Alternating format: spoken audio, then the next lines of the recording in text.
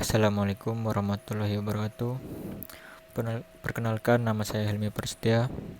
Di sini saya akan mempresentasikan terkait mata kuliah Mekanika Gelombang Air, yaitu mengenai tentang statistik dan pencatatan gelombang.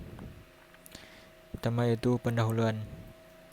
Gelombang yang ada di alam adalah tidak teratur dan sangat kompleks, di mana masing-masing gelombang di dalam deretan gelombang mempunyai sifat berbeda, sehingga gelombang alam harus dianalisis secara statistik. Analisis statistik gelombang diperlukan untuk mendapatkan beberapa karakteristik gelombang, seperti gelombang representatif, probabilitas kejadian gelombang, dan gelombang ekstrim. Peramalan gelombang dimaksudkan mengalih ragamkan data angin menjadi gelombang. Kemudian statistik gelombang. Pengukuran gelombang di suatu tempat memberikan pencatatan muka air sebagai fungsi waktu. Pengukuran dilakukan dalam waktu cukup panjang, sehingga data gelombang akan sangat banyak. Ada dua metode untuk menentukan gelombang, yaitu yang pertama zero up crossing method dan zero down crossing method. Untuk menjelaskan metode tersebut, maka ditetapkan elevasi rata dari permukaan air berdasarkan fluktuasi muka air pada waktu pencatatan. Muka air tersebut didefinisikan sebagai garis nol. Kemudian kurva gelombang ditelusuri dari awal sampai akhir. Selanjutnya, pada metode zero up crossing diberi tanda titik pertolongan antara kurva naik dan garis nol, dan titik tersebut ditetapkan sebagai awal suatu gelombang.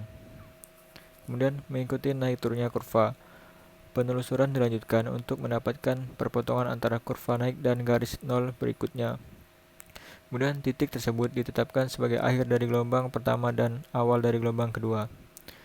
Jarak antara kedua titik tersebut adalah periode gelombang pertama, dan jarak vertikal antara titik tertinggi dan terendah di antara kedua titik tersebut adalah tinggi gelombang pertama.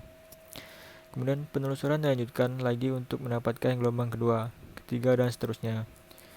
Metode zero down crossing mempunyai prosedur yang sama, tetapi titik yang dicatat adalah pertemuan antara kurva turun dan garis nol. Selanjutnya, gelombang representatif.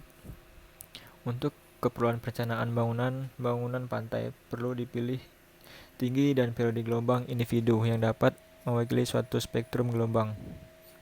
Gelombang tersebut dikenal dengan gelombang representatif. Gelombang representatif didapat dari pencatatan diurutkan dari nilai tertinggi ke terendah. Maka dapat ditentukan lagi Hn yang merupakan rata dari n% gelombang tertinggi. Bentuk yang paling banyak digunakan adalah H33 atau tinggi rata dari 33% nilai tertinggi dari pencatatan gelombang, yang juga disebut sebagai tinggi gelombang signifikan Hs. Kemudian selanjutnya distribusi tinggi dan periode gelombang individu. Untuk mengetahui beberapa sifat statistik gelombang, acak dibuat distribusi gelombang tersebut. Misal, dalam suatu pencatatan terdapat 100 gelombang individu. Baris pertama adalah tinggi gelombang yang dinilaikan dalam interval setiap 0,5 meter. Kemudian baris kedua adalah jumlah kejadian gelombang untuk setiap interval tinggi gelombang. Dan dengan jumlah total gelombang adalah N sama dengan 100.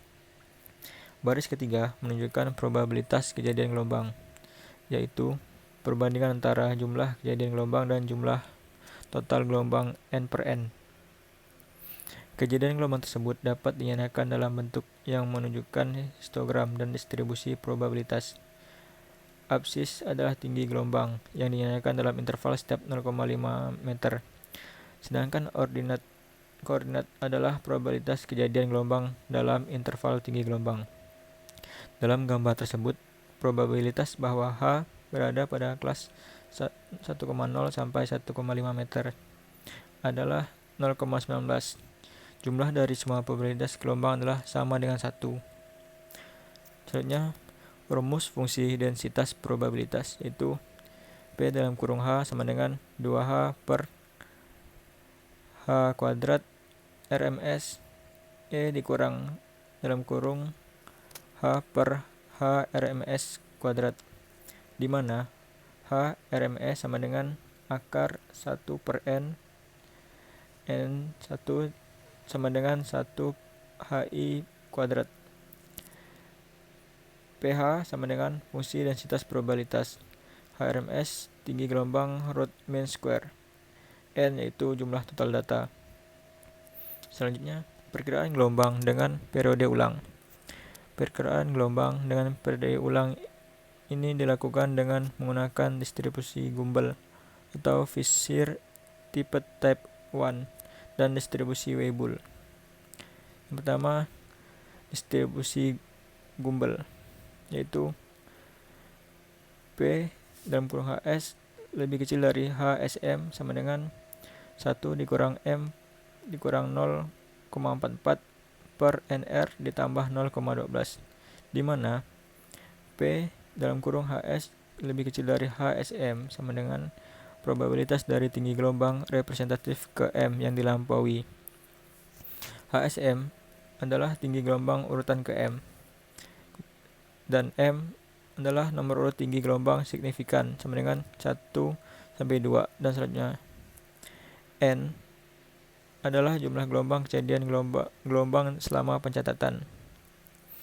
Kemudian metode Weibull. Hitungan perkiraan tinggi gelombang ekstrim dilakukan dengan cara yang sama seperti metode Fisher tipe 1. Hanya persamaan dan koefisien yang digunakan disesuaikan untuk metode Weibull. Rumus-rumus probabilitas yang digunakan untuk metode Weibull adalah sebagai berikut. P dalam kurung HS lebih kecil dari HSM sama dengan 1 dikurang M dikurang 0,2 dikurang 0,7 per akar K.